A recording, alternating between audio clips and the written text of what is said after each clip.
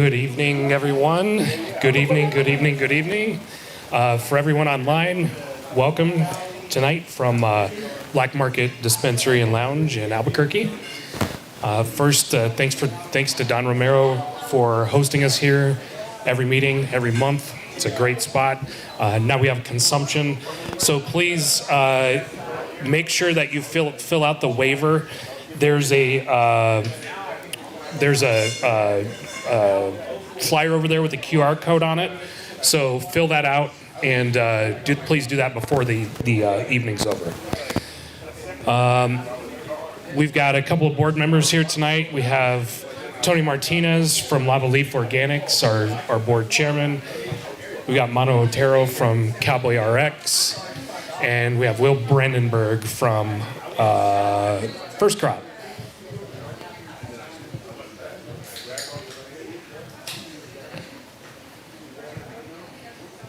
All right.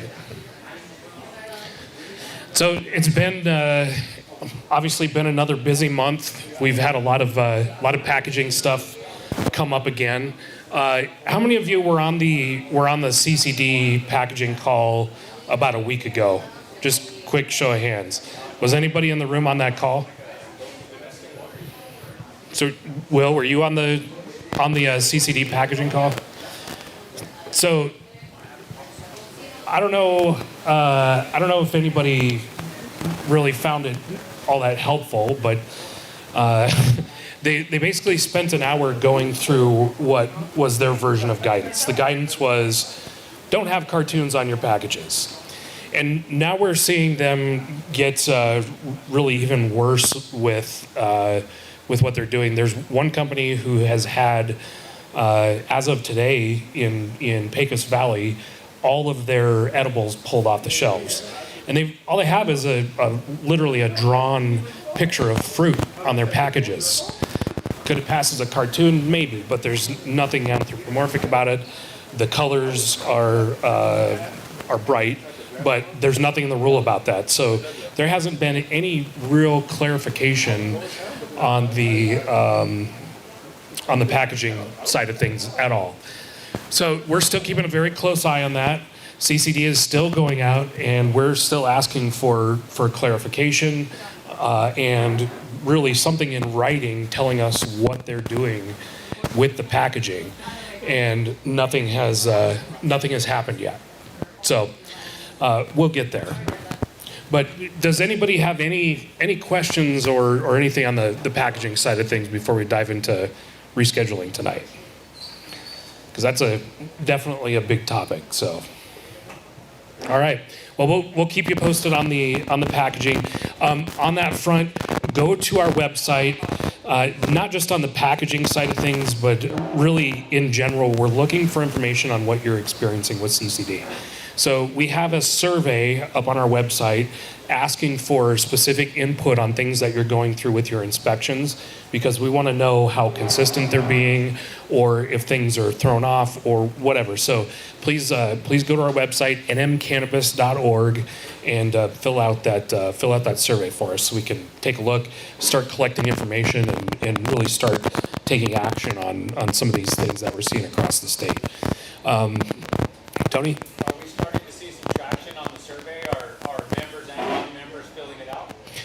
So for those of you online, the question was, are we seeing traction on the survey? A little bit. I'm actually going to get an email out to our full list tomorrow, and we'll start talking about that with folks as we're making our way through the state. So April, we had 2 town hall meetings. The first one was in Chaparral down south. Great turnout for that meeting. We had probably 45 folks turn up to that. It was co-hosted by Representative Sarah Silva. She was great. She sits on the tax committee and the finance committee, which will be very helpful to us come legislative session. She's definitely an advocate for the industry. We had really good conversation. One of the county commissioners turned up, Republican county commissioner, and by the end of the meeting, we I think we kind of changed his mind on some things. We had a couple of developers from the area show up, and it was just a really good conversation. Last week we were in Hobbs at High Desert Relief, who is also a member of CANM. They hosted for us down there. Another decent turnout. We had about 20 folks there, which honestly for Hobbs is pretty good industry-wise. But more great discussion. We had a Republican state senator show up for that. He was definitely nervous and skeptical at the beginning of the meeting, coming to a dispensary. But by the end of the meeting, he was asking questions, and his body language loosened up, and he had a much better demeanor about the whole thing. So these are important for us to go and listen and find out what's actually happening in our communities across the state, but also to really either change legislators' minds, educate them, or really just for them to hear our concerns and know that we're actually regular business people like really anybody else that owns a business. And we're legitimate. And I think we're starting to see some change in that regard. So we're going to keep going, doing these throughout the summer. Santa Fe is going to be our next one. Will and I just chatted here a little bit ago. We'll be up in Santa Fe. For those of you on the stream and chat, we'll be in Santa Fe on May 28th. And we'll host another great regional town hall up there, I think. And I'm going to get on inviting legislators here in the next day or two. So that'll be a lot of fun, I think. The other thing you'll see, and if you watch the legislative process at all during the interim period, which is the summer months, we're working on getting in front of a lot of those committees with legislators so we can talk about cannabis and educate them about what we actually do.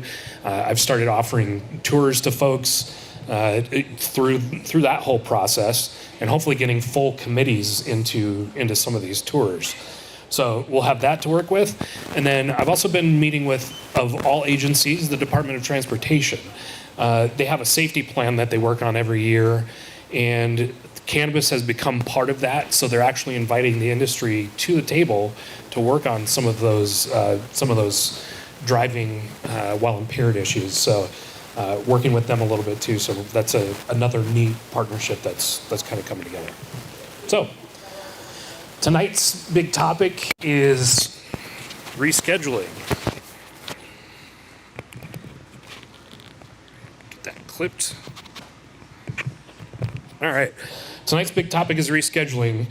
I've got a presentation that's showing up there on the far screen, and for those of you online, I've got it pulled up here. Chat, remember, ask questions at any time. Just because we're going through a presentation here doesn't mean you can't stop and ask questions. Please do. We want to make this as much of a discussion as possible and not just me talking at you guys. So ask questions as we go. But, there's a lot of noise around rescheduling right now, and I want to kind of close the gap between what's being said and what's actually happening out there. There's a lot of misinformation right now, and really, I think in that gap area between knowing and not knowing is where bad decisions get made, and we want to try and prevent as many of those from happening as possible. So we're going to focus on one thing tonight, and that is, what does rescheduling actually mean for you as a licensee in New Mexico and as a cannabis business operator? So first, noise versus reality. I'm sure you've heard the headlines. Federal legalization is here. Everything changes overnight. You need to act immediately. The problem with that isn't that they're totally wrong. It's just that they're incomplete. We don't have all the information yet. And the danger right now is in overreaction. We don't want to just jump into it. We want to make sure that we're taking a look at things and doing it the right way. We don't want to make decisions based on hype either. And there's a lot of hype on this right now. So before we talk about the opportunity, let's ground ourselves in what's actually happening. And then at the end of this, I've actually got kind of a 90-day look in what you can do as businesses to either prep for it or just bring your operations up even more. So what actually is rescheduling? The process started with a recommendation from the Federal Department of Health and Human Services. And that recommendation is now being processed by the DEA under the Controlled Substances Act. The other part of this is the UN General Convention on Controlled Substances. The reason that rescheduling was rolled out the way it was is because under that international global agreement, there's certain things that you can do under each one of the schedules. So the easiest way was to roll it out under Schedule 3 and kind of figure it out later. We'll see if the figuring out later actually gets moved, but that's why we are where we are right now. Instead of completely descheduling it, it has to do with the international conventions. So it is a reclassification inside the system that already exists, and the structure stays the same, but the rules inside the structure are about to change significantly. This is just another way to show the timeline. Obviously, we had Schedule 1, President Trump signing his executive order last year, which led to federal acknowledgement that there was medical need, which is leading to expanded research and access, and soon Schedule 3, federally regulated use. So really, we're going to have two systems now. And from a policy perspective in New Mexico, we're going to have to shift our licensing system because this federal order ended up bifurcating our licensing system, meaning really as cultivators and manufacturers especially, none of our product is designated specifically medical unless there's a shortage, and then we have to set aside a certain percent under the state law. So our licensing system is going to have to be separated out in statute to really fix some of this. Those changes are to come. We need to see what the federal rules are going to look like first before we make any policy decisions like that. But what we're going to live with right now is basically what they call two systems operating in parallel. You have your DEA regulated side, which for now is just the medical, and there's a whole set of things that goes with that. And then we have our state regulated. The risk lies in really how the feds are going to end up regulating the medical side and what they're going to end up looking at as far as the state regulated side goes. Are they going to continue to kind of let everything be as is, or are they going to start cracking down on those, kind of forcing people into the federal system? That's yet to be seen. That's something that that'll shake out here soon, I think, and I hope.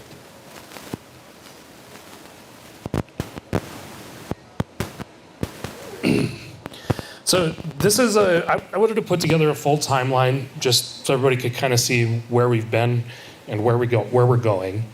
So let's walk through this real quick. It starts with the executive action in late 2025. That's the executive order that was signed by President Trump.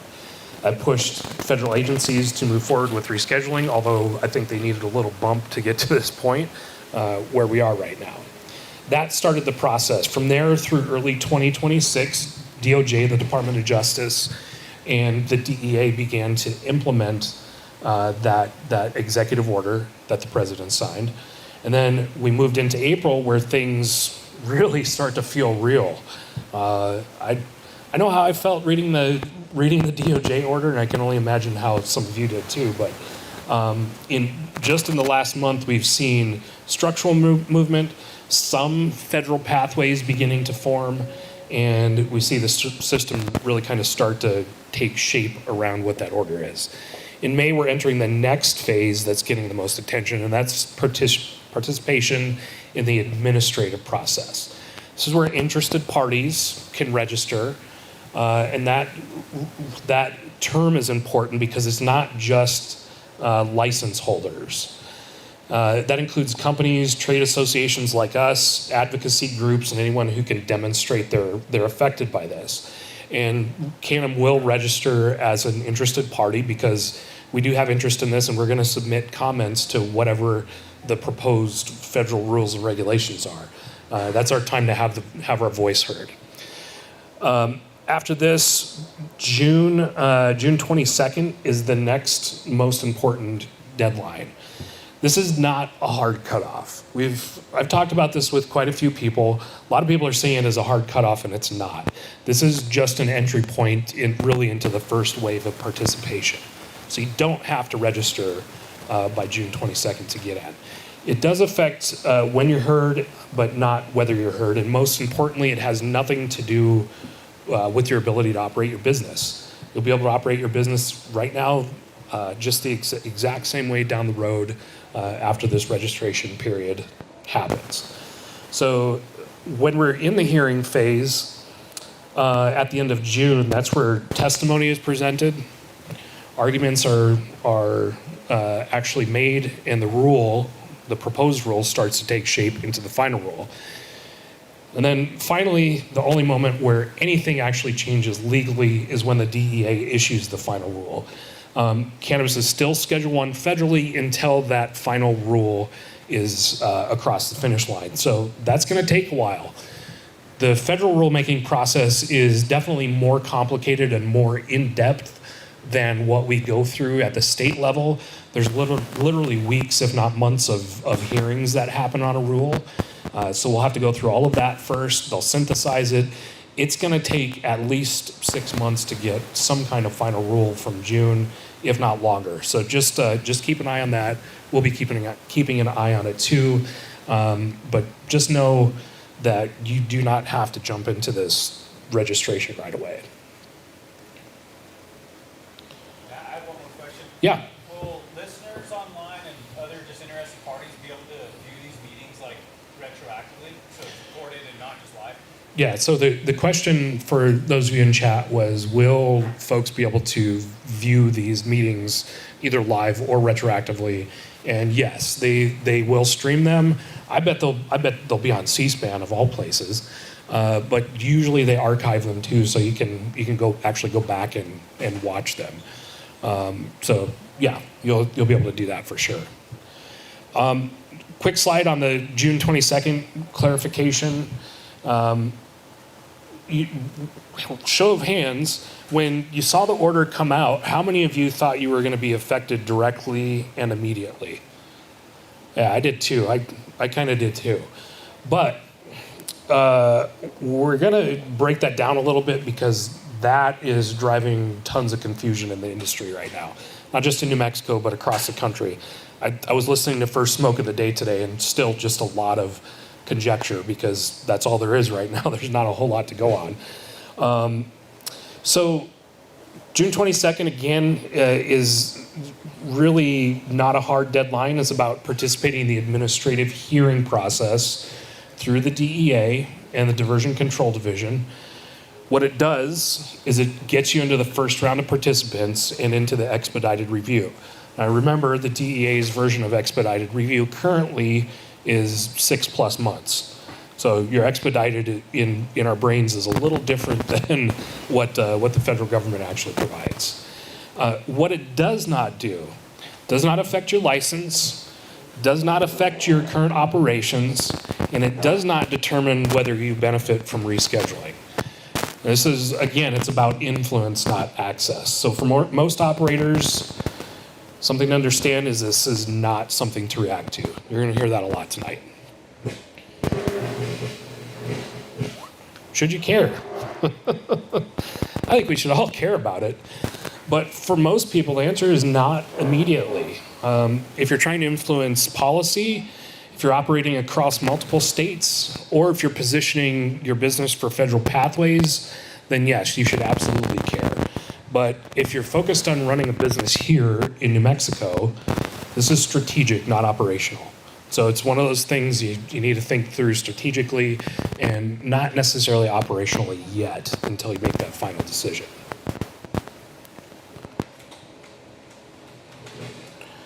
So 280E, that's everybody's favorite topic, isn't it?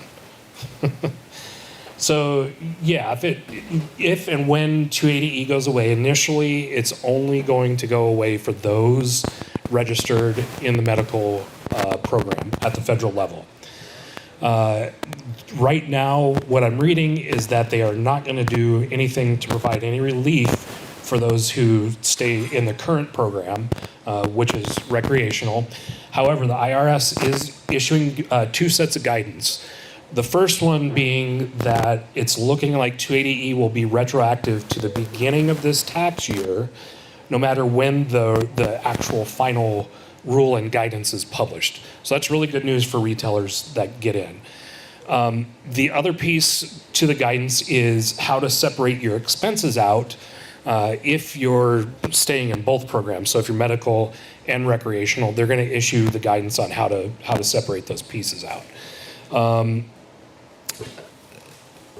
It's going to get complicated on that side of things, to say the least, but they are supposed to be dealing with the recreational side of this come June as well.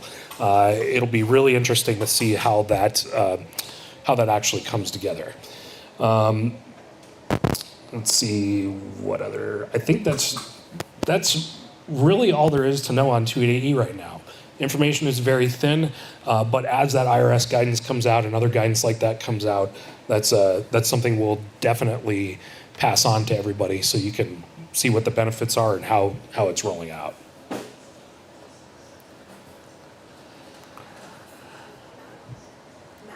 Yes. Real quick, did you say that it would only affect if the 280E would only be if you are participating in the medical program? Say that one more time. Would it only be affecting those who participate in the federal program? Yeah, so the question was, would 280E only impact or affect those participating in the medical program? The answer is yes. Right now, it will only benefit those registered under the federal medical program. Just to clarify. Yep, you got it. So let's see. Let's shift a little bit from the context building to the actual application of this.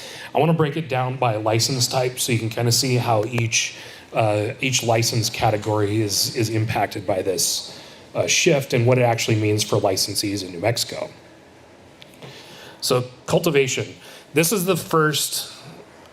really the first big shift, and I think growers take it in the shorts the most with this federal change. Cultivation starts to shift towards what we'll call consistency, and it's not just yields but repeatability. We know when we deal with plants, you can't get things 100% repeatable, but under the federal system, that's kind of what they're moving towards. There's been some talk of a quota system and actually limiting the number of plants or the number of pounds that can be produced per year. That's just talk right now and just conjecture, so we don't know if that's actually going to happen. But it is something to be aware of. If you look at any other federally aligned system, the reason I say this is if you look at any other federally aligned system, they rely on predictability. And that's where this is shifting towards. So the advantage moves from those who grow the most to those who grow the same product as consistently as possible. There's probably going to be commoditization, meaning that the market starts to treat the product more like corn or wheat or oil, where buyers don't really care who produced it. They're just looking for bottom line at that point. To me, that's one of the very sad things about rescheduling, because we talk so much now about who the growers are and where the product comes from.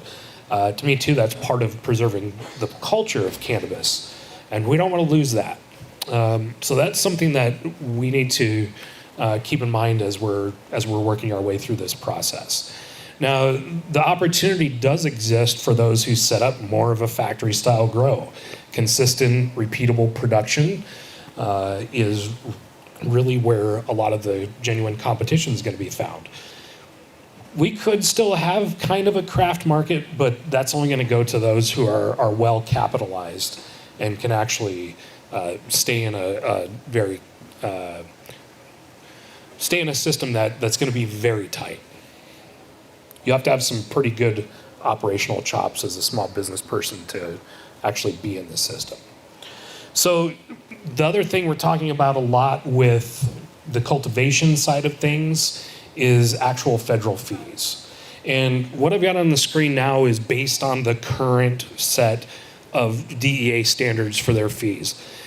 We don't know what they're going to be yet, but I wanted to put this up as a demonstration. So I know we have how many cultivators do we have in the room right now? 1, 2, 3, 4. There's probably 5 or 6 of us. Would an extra $50 per pound impact your margins very much right now? No good. Yeah. So what you're looking at potentially is a $50 per pound tax, if you will. The current estimated federal fee is 11 cents per gram. So if you multiply that out, that comes out to roughly $50 per pound. Not only that, but the feds are saying as a cultivator, you'll be able to charge quote unquote a nominal fee.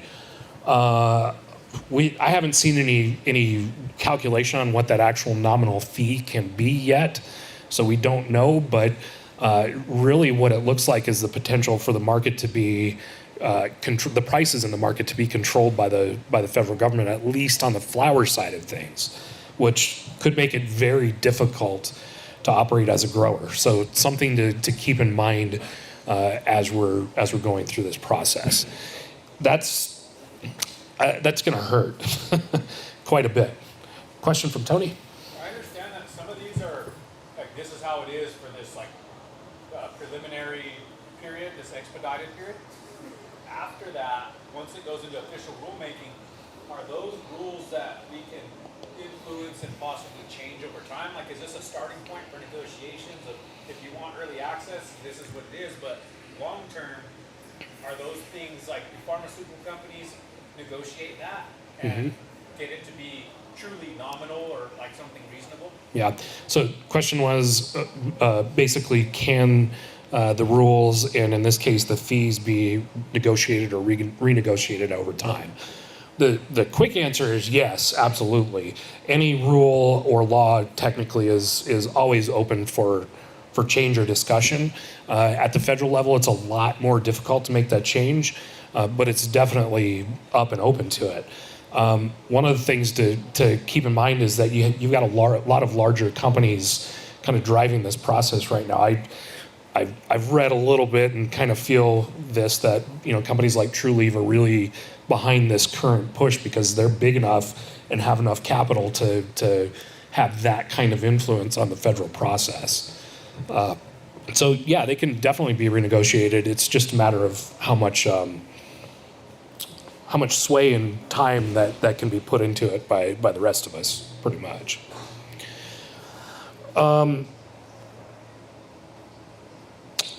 So retail. Again, the story there lays more in the 280E relief. That's where the big benefit's going to come in for retail under this federal system. Your margins will definitely get better, but one of the risks and challenges is going to be, will there be enough DEA and eventually FDA approved product on the market to actually take in to sell at your retail store? And the immediate answer is absolutely not. There's really not going to be enough to keep everybody stocked up. There will be shortages just because of the nature of how this is being rolled out. It almost feels like they kind of tossed it together and said, well, we'll take care of the rest of the details later. And sitting down reading the initial order, it's like, yeah, there's absolutely no, we lost our presentation. There's absolutely no, sorry, let me get, it's all right.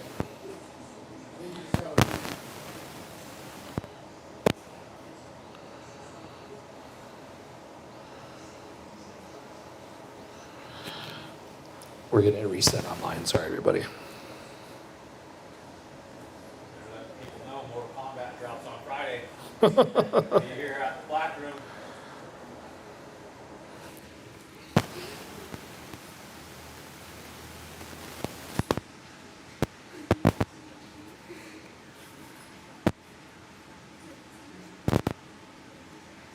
Did you get it? Sorry about that.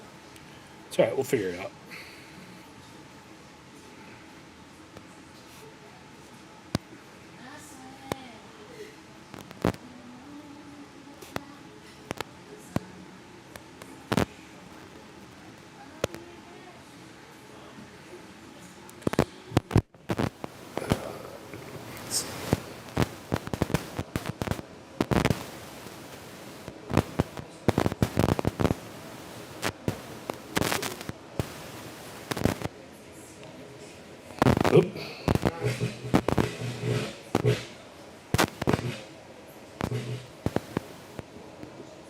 Sorry about that.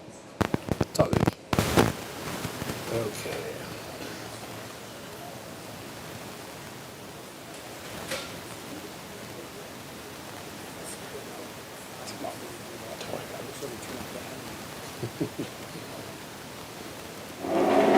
Okay, chat, we're almost back here.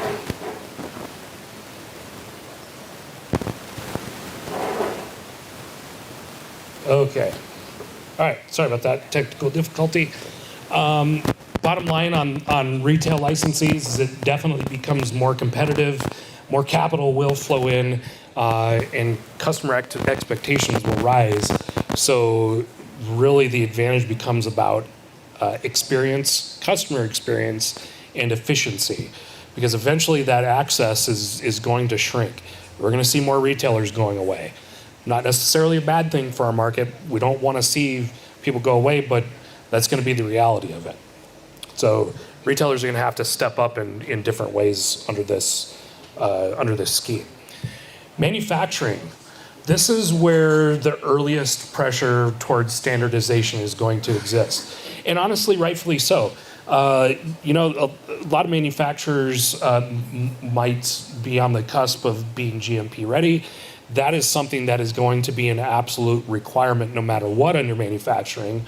And all you have to do is look at how the FDA handles things to realize that if you're a manufacturer, you need to start moving towards that GMP system if you want to play in the federally regulated system. GMP is very important. It sets all of your standards for literally everything across the board in your manufacturing facility. So that's where as a manufacturer you can get a leg up, start learning the FDA GMP standards, and you should be golden. The other cool thing about New Mexico's licenses is since we don't have like an OSHA type department in New Mexico, we automatically default to the federal standards on those. So manufacturers already have to go through the state environment department's rules and regulations and process, and that process is set up almost exactly like the feds, and it includes several OSHA pieces in it. So if you get yourselves familiar as manufacturers with the state environment department rules and regs regarding cannabis and food handling and other pieces like that, you're going to have an advantage over your competitors. So definitely be studying up on that. My opinion is that eventually all manufactured products are going to be moving towards the FDA standard, and you'll have to go through the FDA process to actually get your products on the shelves. It's what's happened really to every Schedule III substance out there. So definitely keep an eye on that. That's my personal opinion right now. Could change, but we'll see what actually happens as it shapes up.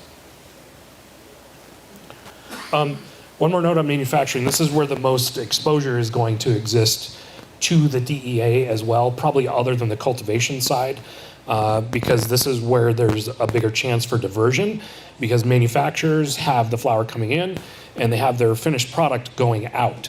So the DEA is very, very focused on diversion.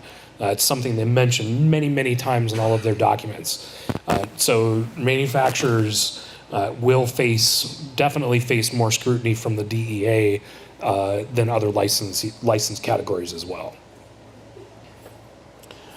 Distribution, this is going to be probably something, this will probably be a new licensing category that we see come along quite a bit. There are distribution standards that already exist in law. The DEA has some, the FDA has a ton of them.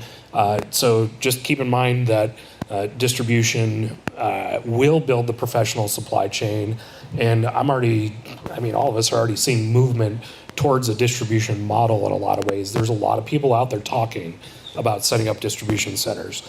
I think that's kind of the future anyway. You don't build a large size following without them anymore. So DCs are going to be where it's at long term for some kind of business opportunity. Labs. This is going to be one of the bigger positive changes, I think, in the federal move. Data integrity becomes a lot more important. I think because right now labs can get away with different results on the same sample, there's going to be a lot of shift in that. You're going to see a lot more standardization in the labs. We need to clean up our testing system in New Mexico for sure. We want to stop that labs shopping, but that will get cut down big time under a federal regime. The labs themselves, the testing labs themselves, do not need to be GMP certified. They should definitely understand the GMP environment and be aligned in that direction. Probably still good practice to follow a lot of that. But there are some accreditations and other things that labs can do to get ready for federal compliance. That includes some of their ISO certifications. I don't know anything about those yet, eventually. There's other validated methods that can be implemented in a lab to reduce the shopping, and then implementing something called good laboratory practices as well. Similar to the GMP system, but specifically formed for testing laboratories. Remember, everything that moves through the FDA system has to be tested to a strict standard. So we're going to see that eventually in cannabis, which I'm actually pretty happy about. Micro businesses. In all honesty, this is going to be the spot where the most challenge exists for businesses to continue to survive and thrive. There's going to be a lot of complex calculations that go into being a micro business in this environment. I still have questions as to whether or not outdoor and greenhouse are actually going to be viable long-term under the current system that they're moving us towards. Because right now the DEA only basically accepts a block building that is severely access controlled. So that's a long-term question. And part of the reason I have that is a lot of our craft micro growers are either outdoor or greenhouse growers. There's a bunch that are indoor too, but I think a lot of the micros you see as outdoor or greenhouse. So they're going to have some challenges. They're not nearly as well capitalized, obviously. A bunch of them grow really good cannabis. I want to see them stick around. So hopefully something can be figured out to help them scale in the new system. Part of what will help is access to capital will be more open under a federally controlled system. So we'll see. We've got our friends from the Banking Association here tonight. Keep an eye on the moves that the banks make too, because that'll give you a lot of indication as to where things are going to move federally. Genetics definitely become more valuable, and rather than just being a bunch of seeds, breeders are going to start being able to build IP around their genetics. So you could potentially see some patented genetics coming out, which might be kind of cool, and seeing some shifts there as well. Really, again, consistency is going to be the name of the game. Again, those of us who do grow, we know that you can be as consistent as you want. You're never going to get the same results out of a plant, but regardless, genetics are going to be another big player here. Looks like you're having a little bit of a technical issue on the stream. Hang on just a sec for me.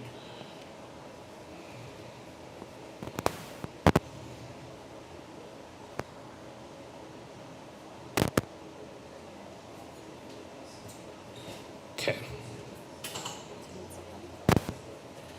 Got it. Thanks. So,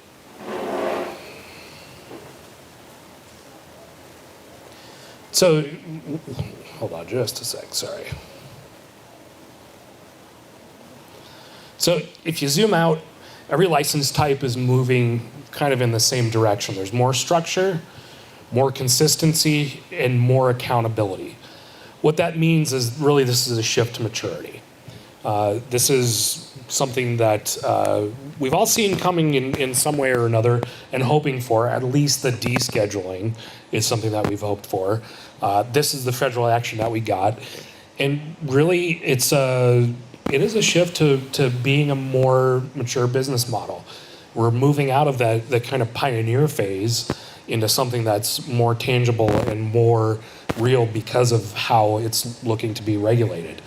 It's definitely not a crisis at this point. It's definitely something to be aware of, though. So, what's our kind of reality check here in New Mexico and our market context? We have a very wide range of operator sophistication, as we know. We've got strong retail competition, definitely strong retail competition, and uneven compliance. Let's be real. Compliance has not been enforced evenly across the board at all, and it's something that we still struggle with. We see the inspection disconnection. That's why we've got our survey up on our website. We want to make sure that we're catching all this stuff. So this doesn't lift everyone equally, unfortunately. And in the federal systems, there's always winners and losers. It definitely amplifies the differences that already exist, and will continue to widen that gap as this federal process continues. So, yeah, question.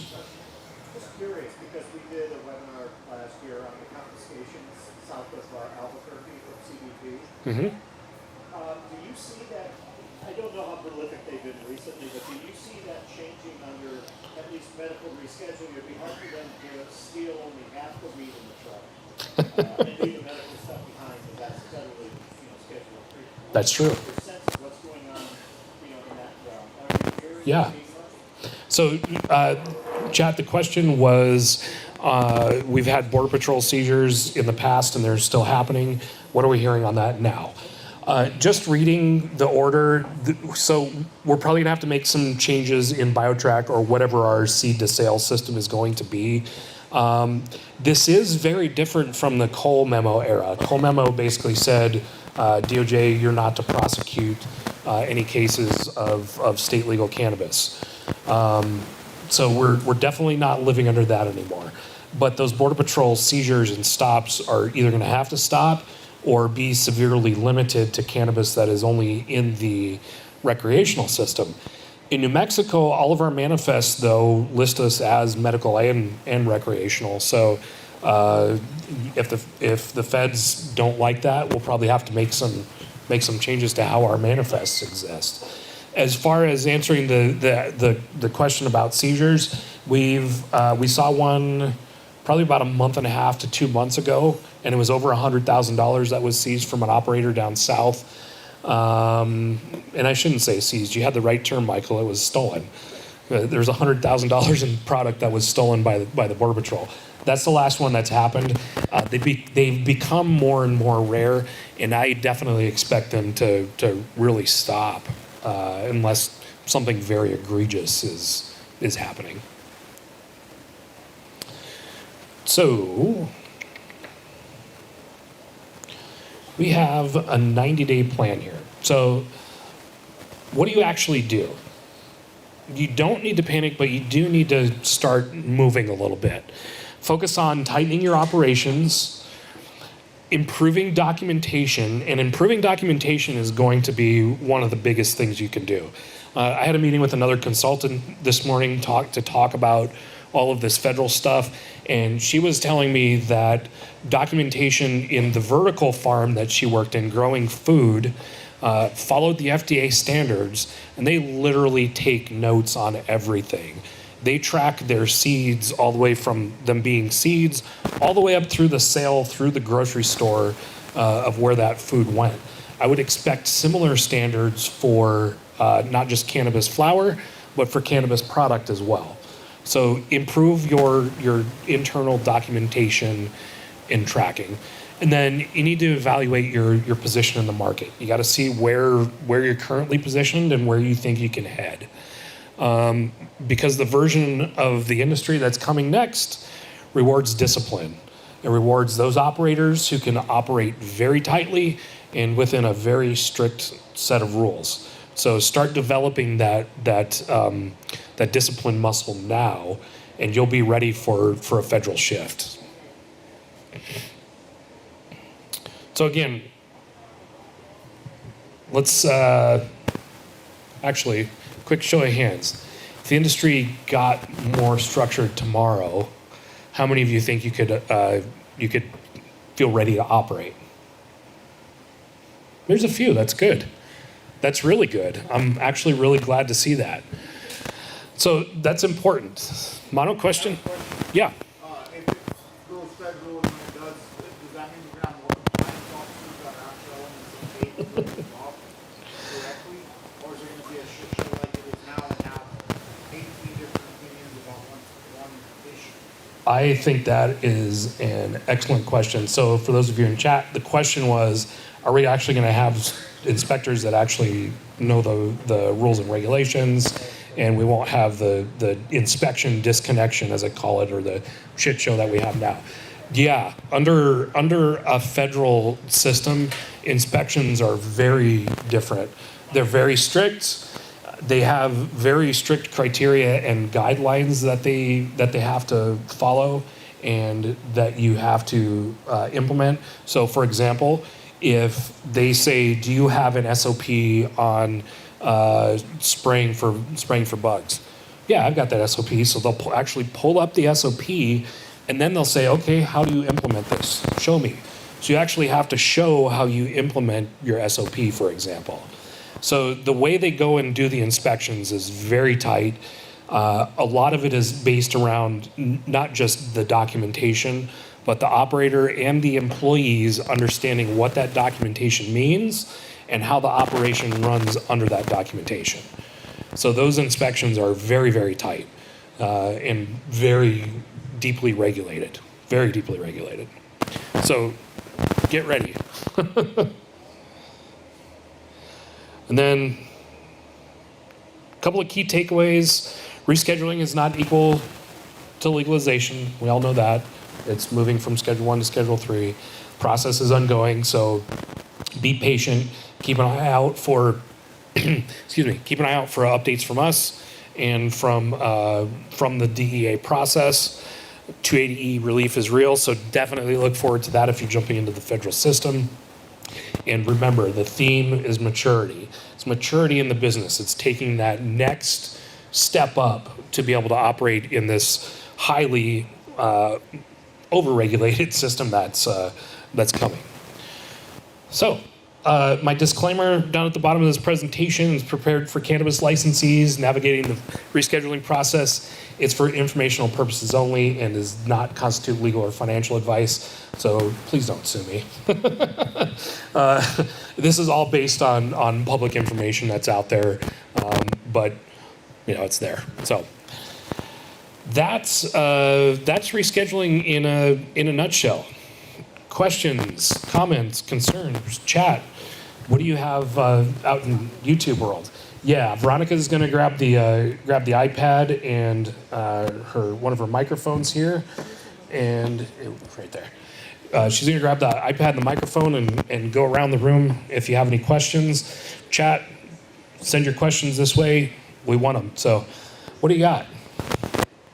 I know Tony's got something over here.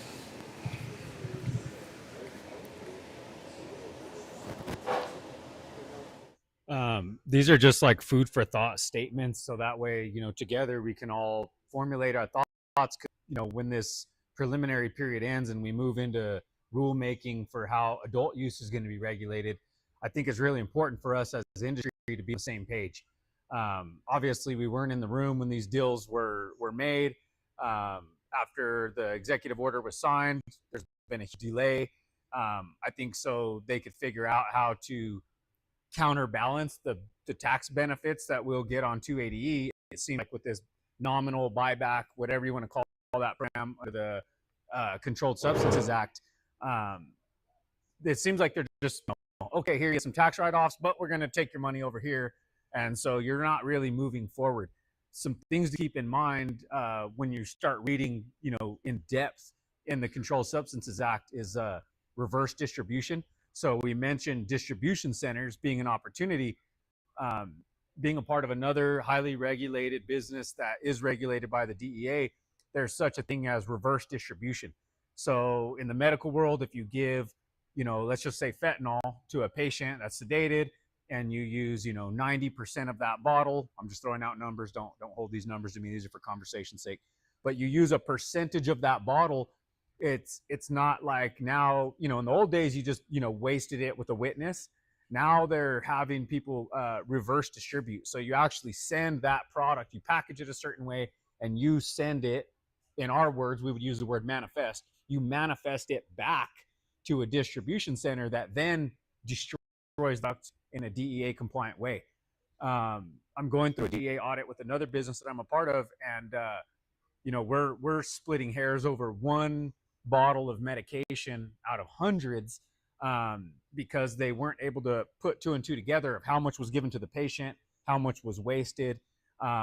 There's a cracked vial basically, and so some of these things, if it's not a sealed container, if you see your doctor put a needle in the top of the bottle where it's rubber and then pull it out, that's still a sealed container, the way these pharmaceutical packaging works.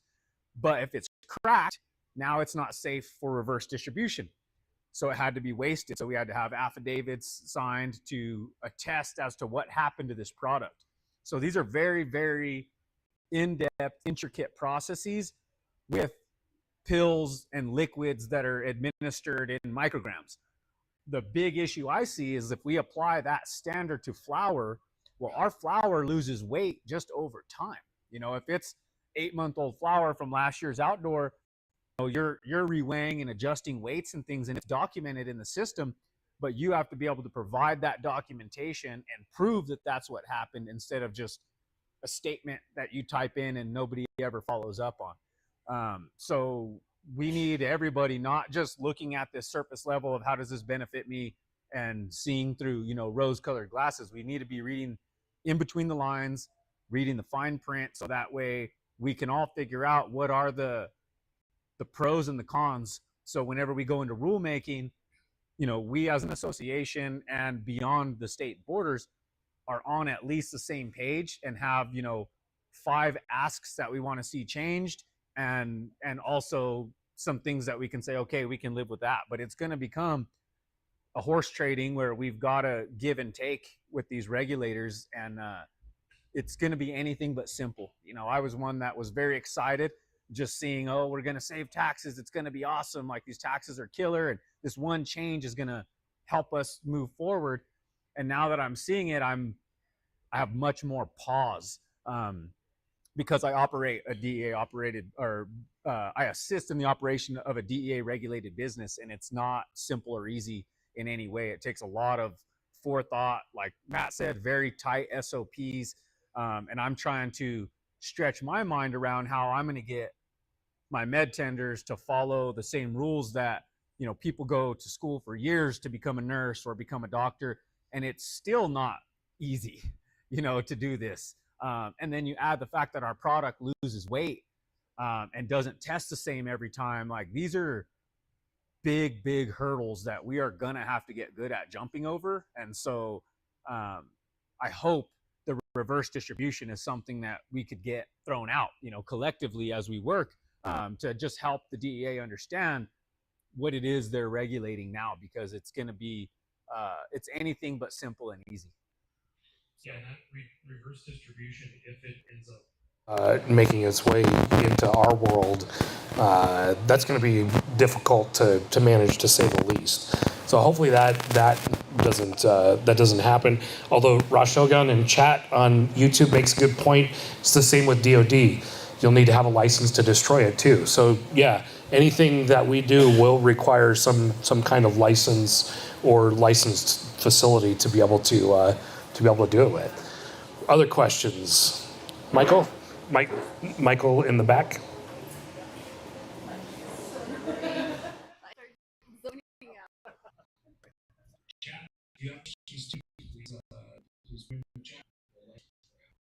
So we've been talking about rescheduling for probably the last 2 years and what the impact would be. And I guess I'll just cut to the chase and kind of be interested in the opinion.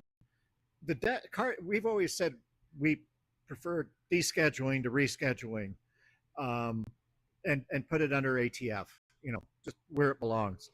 But we're in the Schedule 3 world now. My question is this: look out 5 years. Does anyone think Moderna, Pfizer, AstraZeneca, and all these guys are going to be the ones running the show? I mean, because they're the ones who already meet the standards on the FDA's rule. We're trying to get up that hill. And my question is, to what extent are people talking about the possibility that this is kind of takeover that we've all been quietly wondering?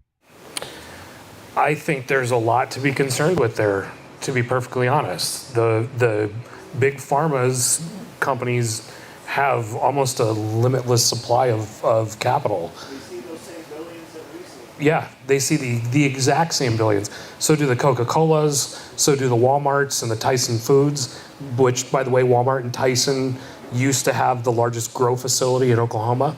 So they've already been looking at playing for quite a long time. Trulieve, already a cannabis company. There's going to be a lot of competing interests with a lot of big money in this. Could a regular pathway for us as operators, or what we can call traditional cannabis retailers, exist under something like that? It would probably be more of a pharmacy type model. I don't want to see that go that direction, and I think that's where really this comment period is going to be very important, is us kind of shaping the direction early. We really don't want to move towards the big pharma, big tobacco, big alcohol money, because they'll be the ones that end up benefiting from it on our shoulders as people who have really set up and made this industry what it is today. It could happen. It's something that's very real and something we very much need to keep an eye on. I thought originally with the executive order that maybe Big Pharma wouldn't be all that interested, because they're definitely not interested in the plant. They're interested in the compounds, and they want to be able to patent some of those compounds out of the plant and make actual drugs with them. So I don't know. I'm concerned about it. Definitely. Anytime anything hits the federal level, you got to be concerned about the big money getting involved. We've been big advocates that it should be treated like alcohol, tobacco, and alcohol. They talk about the potency of the drug now compared to when we were kids, right? The difference is, check out the potency on tequila. Check out the potency on vodka. Check out the potency on any of these. That's the world that we live in. Microbreweries exist without the FDA stepping in and calling the shots. It's the only model that makes sense. We're trying to fit a square peg into a round hole while we do this. But I'd say everyone on this, on this call, everybody needs to have their voices heard during the comment period, because I'm fearful that the way that the direction's gone in our government, it's going to go to the billionaires and who are funding all of this. Amazon being probably the top one. So I love the fact that you're talking about it. I love the presentation. So we got to get the voices out. Absolutely. The voices is the important next step. It really is. I can't say enough about how I think the big companies are really going to try and end up screwing this up. And we've got a lot more voices as current operators than they do. They've got a lot more money, but we've got a lot more voices. So even writing to the federal legislators in New Mexico is still worth it, because you are the constituent of them, and they should be listening to you. Should be is the operative word here. But it's also an election year. So get out there and let candidates know where you stand on this stuff, especially your federal candidates. We've got a Senator, Ben Ray Lujan, up for re-election, although he doesn't really face a challenger. And all 3 congressional districts are up for re-election, and all 3 of them have, 2 out of the 3 have challengers. One of them's a write-in candidate. But get with those federal candidates. Even get with the gubernatorial candidates, because governors at the federal level have a voice too. They've got the National Governors Association, where all 50 states plus some of the territories get together. They got the Republican Governors Association for Republican governors, and they've got the Democrat Governors Association for Democrat governors. And they all get together to talk about all of these issues. So get with your governor too. And it's also important to educate state legislators about this. State legislators can still play somewhat of a role in the federal process, because they've got letterhead that has their name in their district with a state seal on it So they can write letters on behalf of state operators and our concerns. So keep that in mind as we're moving forward. We're going to do a lot of this stuff with CANM because of our mission and our role is advocacy for these types of things. So we're going to be out there doing it, and we'll definitely be asking for support too. I've got a question in chat from, looks like Flipper9342. Do you think this will affect the legalization or legislation of home grows? Will personal plants still be permitted in a parallel like home gardens or farms? That's one of the really big questions out there, and thank you for the question, Flipper. That's one of the really big questions out there right now is what's going to happen to our home grows. Will they still be allowed under federal law? Don't know. Right now, since we're going to be kind of piggybacking on the DEA system with our current state programs, yeah, we're going to be fine for as long as the system exists like it does right now, and how it will probably for at least the rest of the year. It's to be determined. Can the DEA really stop people from growing 6 or 12 plants at home? My guess is their resources probably aren't geared towards something like that.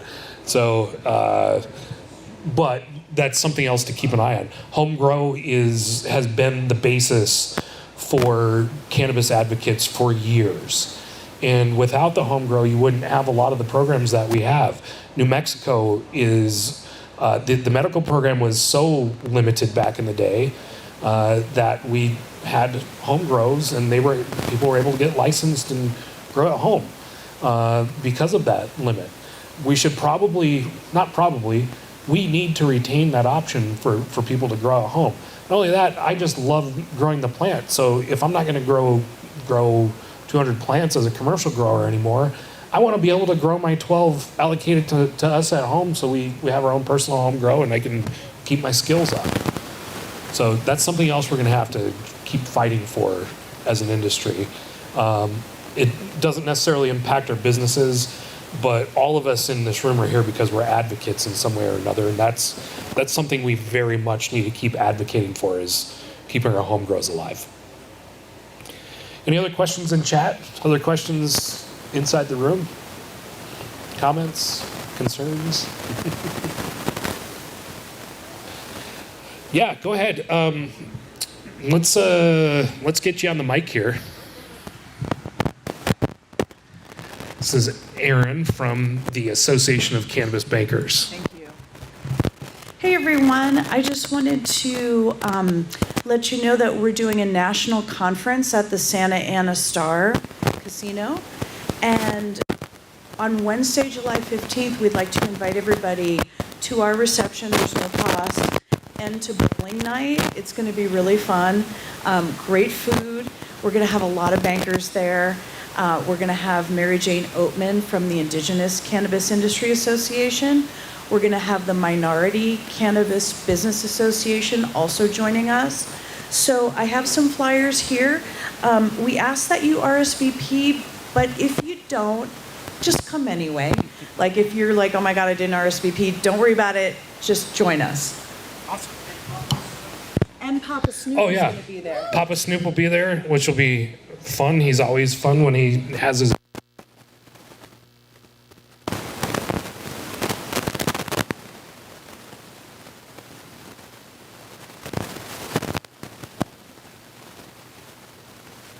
Again, thank you everybody for joining us here in the room. Thanks to everybody in chat, online. Keep an eye out for updates on packaging, updates on rescheduling, updates on where we're going to be, when and where we're going to be in your communities, because we're going to keep traveling around the state. So keep an eye out for that, and we'll make sure that you all get important information. Other than that, thanks for joining us tonight. Go out to the dispensary, grab yourselves some smoke and maybe a couple of dabs, and drive home safe. Thanks. Oh, yes. I'm sorry. We also have a food truck here, Nico's Street Tacos, and we also have pizza from Dion. So everybody get together, smoke, chat, have a good time, and enjoy some food. Thanks for coming to another meeting. We'll see you all next month. Thanks.